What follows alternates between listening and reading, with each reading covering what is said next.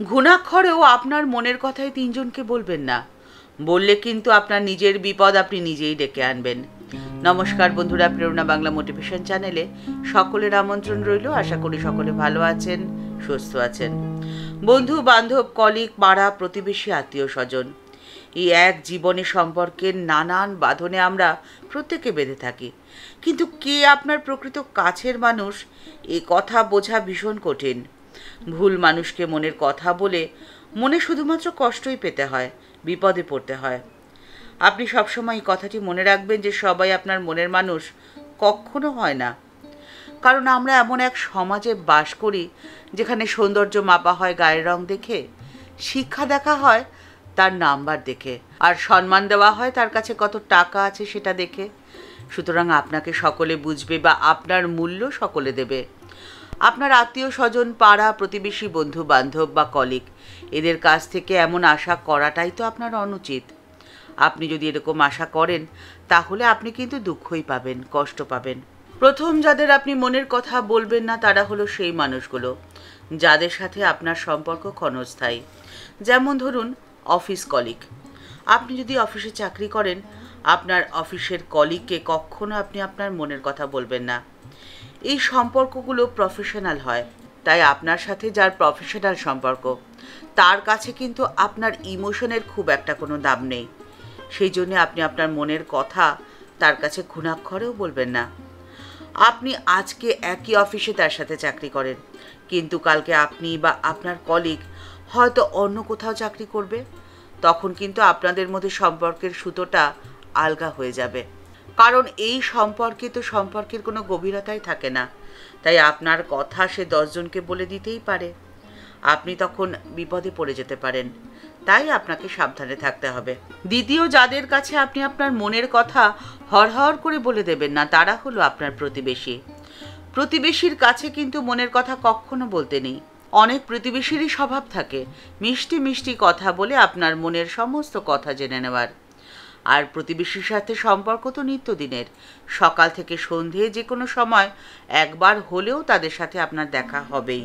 আর প্রতিদিনের যোগাযোগ যাদের সাথে বেশি তাদের সাথে দ্বন্দ্ব লাগার সম্ভাবনাও বেশি। আজকে তাদের সাথে আপনার সুসম্পর্ক রয়েছে, কিন্তু কালকে সেই সম্পর্ক নষ্ট হতেও পারে।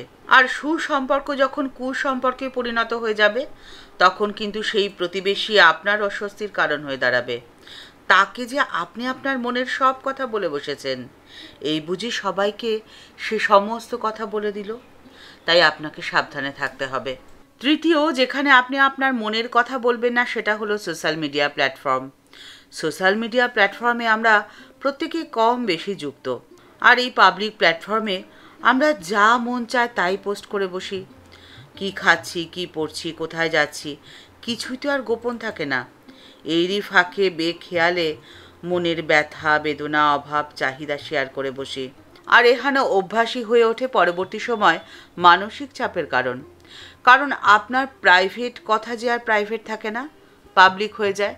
এখন আপনার মনে যদি প্রশ্ন আসে যে আপনি আপনার মনের কথা কাকে বলবেন, আপনার মনের সংশয় আপনি দূর করবেন কিভাবে? 1887 থেকে 1898 এই 11 বছর শ্রীমা সারদা দেবী এই 11 বছর সময়সীমার মধ্যে থেকেছেন বহু জায়গায়। কখনো জয়রামবাটিতে, কখনো কামারপুকুরে, কখনো বা বেলুড়ের নীলাম্বর মুখোপাধ্যায়ের ভাড়া বাড়িতে, ঘুষুরিতে, বাগবাজারে শরৎ সরকারের বাড়িতে, গুদামওয়ালা বাড়িতে, কখনো আবার পুরী, কাশী এবং বৃন্দাবন তীর্থ করতে গেছেন। এই পর্বের বিখ্যাত ঘটনা 1897-তে স্বামীজির সঙ্গে মায়ের সাক্ষাৎকার। ওই সাক্ষাৎকারে স্বামীজি মাকে বলেছিলেন, মা, আমি তাঁর বাণী প্রচার করতে চাই, আর তার জন্য যত তাড়াতাড়ি সম্ভব একটি স্থায়ী প্রতিষ্ঠান গড়তে চাই। কিন্তু তা আমি যত তাড়াতাড়ি করতে চাই তা তো পারছি না, আর সেজন্যে বড় হতাশায় ভুগছি। মা উত্তরে স্নেহের সাথে স্বামীজিকে বলেছিলেন, ও জন্যে কোনো তুমি দুশ্চিন্তা করো না। তুমি যা করছো আর যা পরে করবে তা যে চিরকাল থাকবে। এই কাজের জন্যেই তো তোমার জন্ম হয়েছে। হাজার হাজার মানুষ তোমাকে জ্ঞানদাতা, জগৎ গুরু বলে মানবে। তুমি এ বিষয়ে নিশ্চিন্ত হয়ে যাও যে ঠাকুর তোমার মনোবাঞ্ছা খুব তাড়াতাড়ি পূর্ণ করবেন। তুমি শিগগিরই দেখতে পাবে তুমি যা করতে চাইছো তা গড়ে উঠেছে। মায়ের এই অমোঘ আশীর্বাদ সত্যি প্রমাণিত হতে সময় লাগেনি। ওই বছরেরই 1 মে বলরাম মন্দিরে প্রতিষ্ঠিত হয়েছিল রামকৃষ্ণ মিশন। বহু জনসুখায় বহু জনহিতায় রামকৃষ্ণ মিশন স্থাপনের মধ্যে দিয়ে মায়ের আশীর্বাদ পূর্ণতা পেয়েছিল। আর মায়ের এই আশীর্বাদে ভালোবাসা তো জগৎ সংসারের প্রত্যেকের উদ্দেশ্যে। মায়ের শেষ আশীর্বাদ তো এটাই ছিল যে যারা আসেনি, যারা এসেছে বা যারা আসবে, তাদের প্রত্যেকের ওপরে রয়েছে আমার আশীর্বাদের হাত। একদিন স্বামী গঙ্গানন্দজি কোনো একজনের একটি খারাপ আচরণের উল্লেখ করে স্বামী শারদানন্দজিকে প্রশ্ন করেছিলেন, মায়ের কৃপা পেয়েও সে কী করে অমন কাজ করতে পারল মহারাজ? মহারাজ কিছুক্ষণ চুপ করে থেকে ধীরে ধীরে বললেন, যে ভাবের চিন্তায় নিজের ক্ষুদ্র বিশ্বাসভঙ্গির হানি হয় সে কথা কখনো মনে স্থান দিও না। তাকে তোমরা আজ এরকম দেখছো, 10 বছর পরে সে যে একজন মহাপুরুষ হয়ে দাঁড়াবে না, কি করে তা জানলে?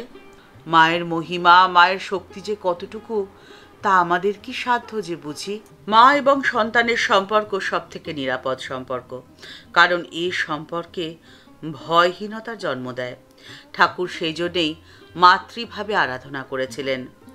মনস্তাত্ত্বিকরা বলছেন যে যে শিশু মনে করে যে আমার মা সব থেকে বেশি আমাকে ভালোবাসে, তার মধ্যে এমন এক অদ্ভুত আত্মপ্রত্যয়ের জন্ম হয় যে সে ভাবে আমার কাছে পৃথিবীর কোনো বাধাই আর বাধা হয়ে দাঁড়াবে না।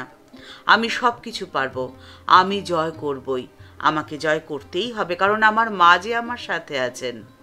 মনের মধ্যে আপনার যদি এই হেন ভাবনা থাকে তাহলে দেখবেন আপনার মনের শক্তি বহু গুণ বেড়ে গেছে।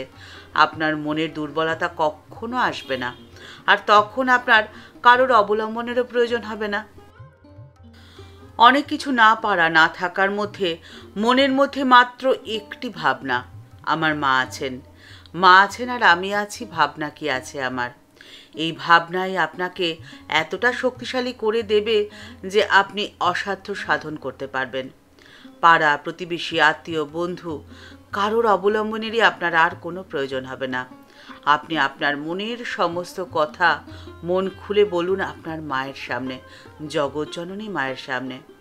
আপনার গর্ভধারিণী মাকে আপনি খুঁজে পাবেন তো আপনার জগৎজননী মায়ের মধ্যেই। তাই আপনার কোনো ভাবনা নেই, মা রয়েছে আপনার চারপাশে সূক্ষ্ম দেহে।